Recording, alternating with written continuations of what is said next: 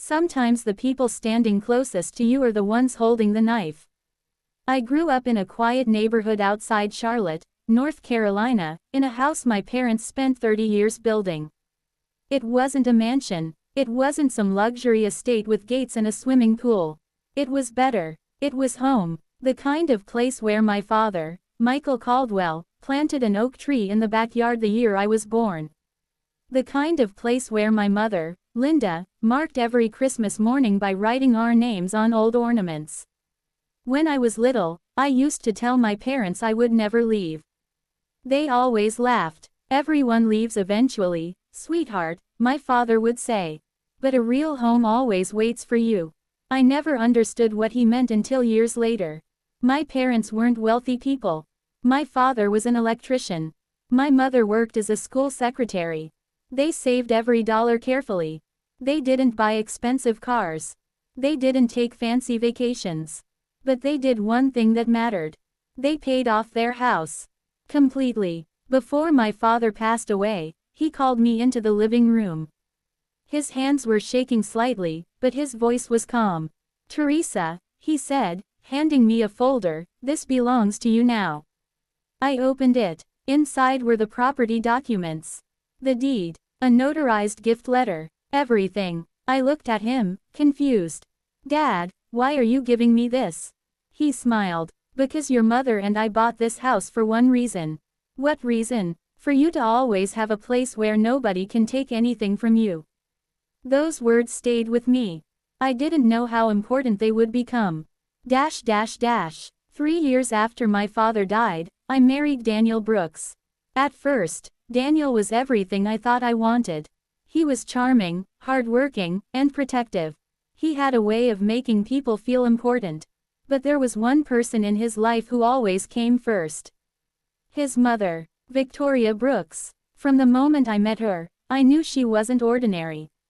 She walked into my apartment on our first meeting, looked around, and said, "Interesting choice of furniture. Not hello, not nice to meet you. Just criticism." I laughed awkwardly. "Thank you." She smiled. "Oh, honey, I wasn't complimenting you." I looked at Daniel. He just shrugged. "Mom's honest." I should have paid attention. Because honesty and cruelty are not the same thing. Over the years, Victoria found small ways to remind me she believed I wasn't good enough. My cooking, my job, my clothes, even the way I decorated our home. But I ignored it. I loved Daniel, and I believed marriage meant compromise. Then everything changed. It started with a conversation I overheard. Daniel thought I was asleep. It was almost midnight. I was lying in bed when I heard him whispering on the phone. "Mom, stop worrying. She doesn't know anything." My eyes opened. My heart started beating faster. Who was he talking about? I stayed still. "Yes, the house is perfect," he continued. "Once you're moved in, things will be easier." My stomach dropped. Moved in? Who was moving in? Then I heard the words that made my entire body go cold. "Theresa won't have a choice. It's basically family property anyway." I stopped breathing. My parents' house. Family property. I waited until Daniel ended the call and went to the bathroom. Then I quietly checked his phone. I knew it was wrong. But something inside me said I needed answers. And I found them. Messages between Daniel and Victoria. Hundreds of them. My hands shook as I scrolled. Victoria. She thinks because her parents left it to her, she owns everything. Daniel. Don't worry. After she signs the papers, we'll fix that. Victoria. I deserve a comfortable life after raising you. Then I found something worse. A bank notification. A company I didn't recognize. Brooks Family Consulting LLC. Money transfers. $3,000. $5,000. $7,000. Over months. A total of almost $23,000. From our joint account. Sent to Victoria. I felt like someone had punched me. Daniel wasn't just planning to move his mother into my parents' house. He was stealing from me. The next morning, Daniel acted completely normal. He kissed my forehead. "Good morning, beautiful." I looked at the man I married. The man I trusted. And I realized something terrifying. I didn't know him. Not anymore. I smiled. Morning. He didn't notice anything. That was my first victory. Because when people think they have already won, they become careless. And Daniel was about to become very careless. I didn't confront him. Not yet. Instead, I called someone I trusted. My cousin, Rachel Mitchell, who worked as a financial investigator. When I explained everything, there was silence. Then she said, "Theresa, don't accuse him yet." "Why?" "Because if he's hiding something, he'll hide it better once he knows you're looking." Those words changed everything. I hired a forensic accountant. I met with a divorce attorney. And I started collecting evidence. Every message, every transaction, every document, every lie. I discovered the company Victoria used wasn't real. It was just a shell. A fake business created to move money. But the biggest surprise came when my attorney found something else. Daniel had already contacted a realtor. He was trying to sell my parents' house. Without me. I stared at the paperwork. My father's signature was nowhere. My mother's signature was nowhere. Only Daniel's. I felt sick. This wasn't about helping his mother. This was a plan. A takeover. 2 weeks later, Daniel announced the news. He invited both families to dinner. He was smiling, confident, almost proud. I sat at the table beside him while Victoria sat across from me. She was wearing a necklace I had seen before. My mother's necklace. The one missing from my jewelry box. I looked at it, then at her. She smiled. "You like it?" I didn't answer. Daniel raised his glass. "Everyone, I have an announcement." I looked around the table. Everyone was smiling. Everyone except me. My mother will be moving in with us. The room filled with congratulations. Victoria looked at me, waiting, expecting me to argue, expecting me to become emotional. Instead, I smiled, and Daniel looked confused. "Theresa," I calmly picked up my purse. "Actually, Daniel, I have something to say too." The room went quiet. Victoria laughed. "Don't make this dramatic." I reached inside my bag and placed a folder on the table. Daniel's smile disappeared. "What is that?" I opened it. "The truth." He stared. I placed the first document down. A bank statement. Then another. Then another. Victoria's face changed. "Where did you get those?" I looked at her. "From the same place you got my money." Daniel went pale. "Theresa, listen." "No." My voice was calm. Almost too calm. "You've been lying for months." Everyone at the table froze. I placed down the forensic report. "The company you created doesn't exist." Victoria stood up. "This is ridiculous." I looked at her. "Really?" I pulled out one more document. "The realtor agreement. The house you plan to sell." Daniel whispered. "How did you?" I interrupted him. "How did I find out?" I smiled. "Because you forgot one thing." I leaned forward. "My parents taught me to protect what they worked their entire lives for." Nobody spoke. Then Victoria said the words I will never forget. "You think paperwork makes you powerful." I looked at her. "No." I closed the folder. "Truth does." The room was silent, but I wasn't finished. Because I had saved the biggest piece of evidence for last. The document that would destroy everything they planned. I reached into my bag and placed it in front of Daniel. His face changed instantly, because he knew exactly what it was. A copy of a recording. A recording of a conversation between him and Victoria. The one where they planned everything. The one where they said I was temporary. The one where they said my parents' house would belong to them. Daniel looked at me like he had never seen me before. "Theresa." I stood up. "I'm not the woman you thought you could control." Then I walked toward the door. Behind me, I heard Victoria whisper, "Daniel." But he didn't answer. For the first time in years. He had nothing to say. I thought that was the end. I thought exposing them would finally bring peace. But when I got into my car and checked my phone, I saw a message from an unknown number. One sentence. And it made my blood run cold. "Theresa, you found out about Victoria. But you haven't discovered what your husband did before you married him." I stared at the screen. My hands started shaking, because whoever sent that message knew something. Something I didn't know. Something about Daniel. Something buried in the past. And suddenly, I realized the betrayal was much deeper than I thought. I sat in my car outside my parents' house for almost 20 minutes staring at that message. My fingers hovered over the screen. I wanted to reply. I wanted to know who sent it. But something stopped me. A feeling. The same feeling I had the night I discovered Daniel's messages. That quiet warning inside my head telling me, don't react, investigate. So I saved the message. I took a screenshot, and I drove home, not to Daniel, not to the house I shared with him. To my parents' house. The place my father left me. The place where I still felt like I could hear his voice. I unlocked the door and walked inside. The silence hit me immediately. The old clock on the wall was still ticking. The same clock my mother used to complain was too loud at night. I walked into the living room and sat on the couch where my father once gave me the deed. I opened the folder again. The papers were still there. The proof that this house was mine. But now I wondered, what else had Daniel hidden? The next morning, I contacted my attorney. When she saw the message, her expression changed. Did anyone else know about the investigation? I shook my head. Only you, Rachel, the accountant. She tapped her pen on the desk. Then we need to find out who sent this. That afternoon, we traced the number. It belonged to a prepaid phone.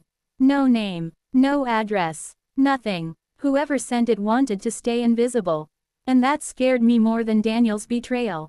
Because Daniel was predictable. A greedy person always leaves fingerprints.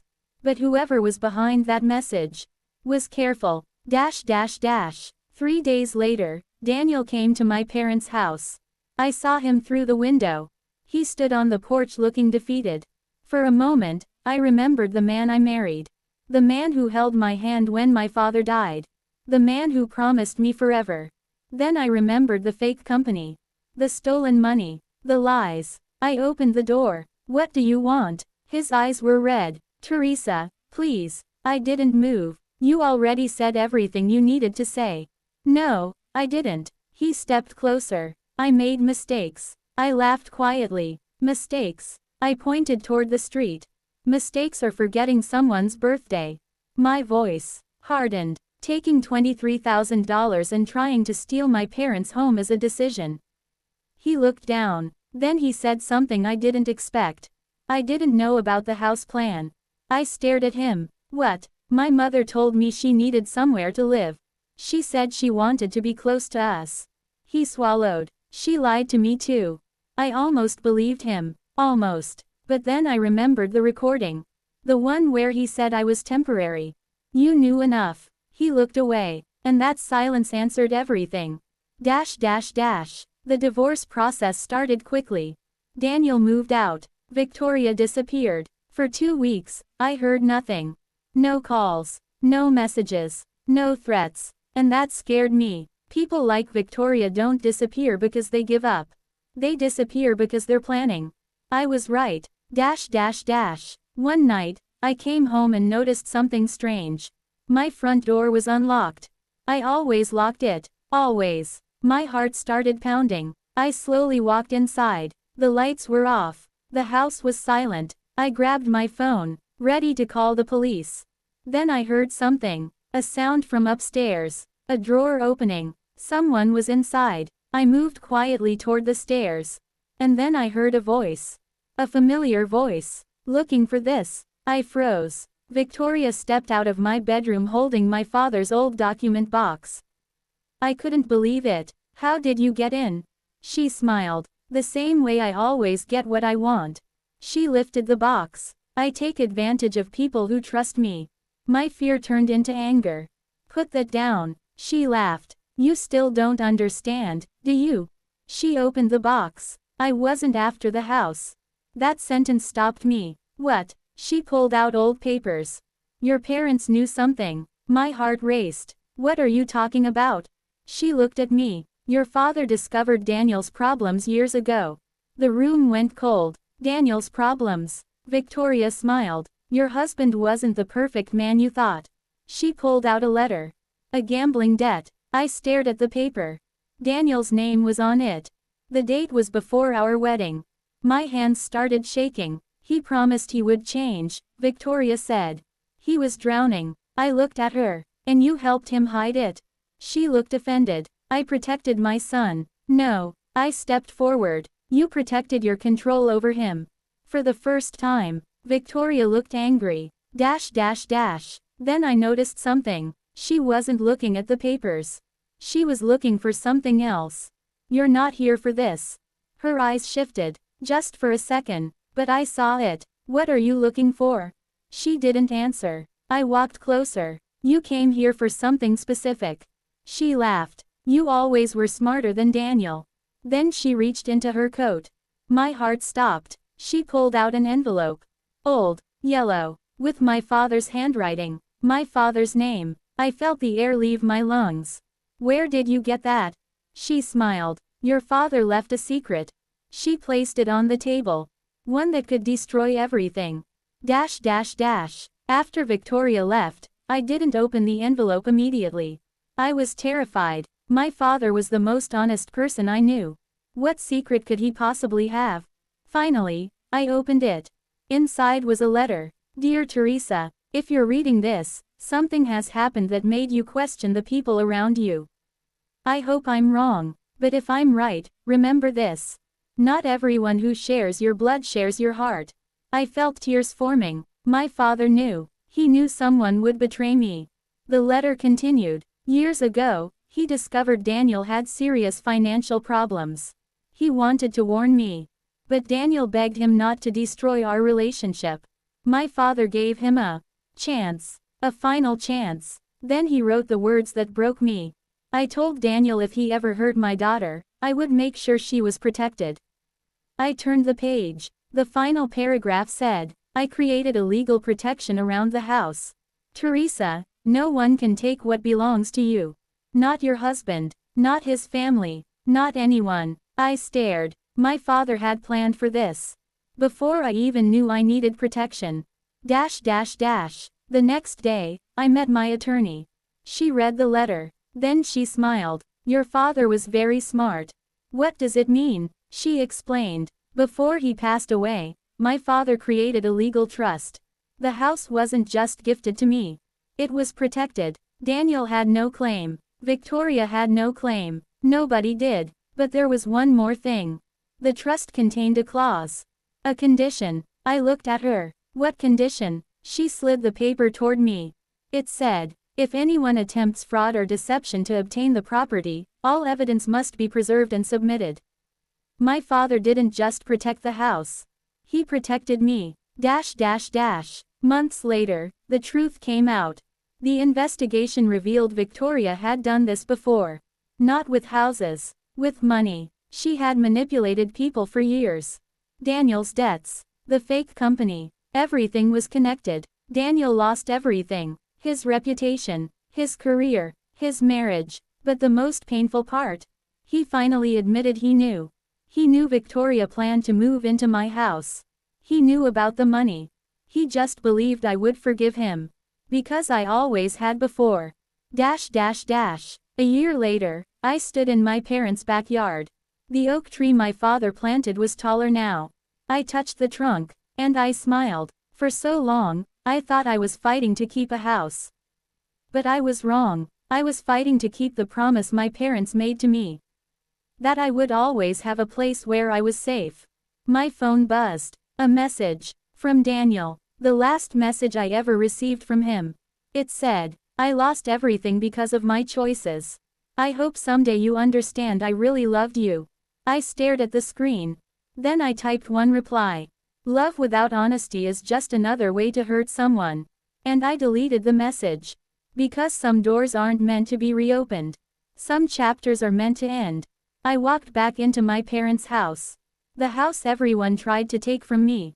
The house they thought was just wooden walls. But they were wrong. It was my father's sacrifice.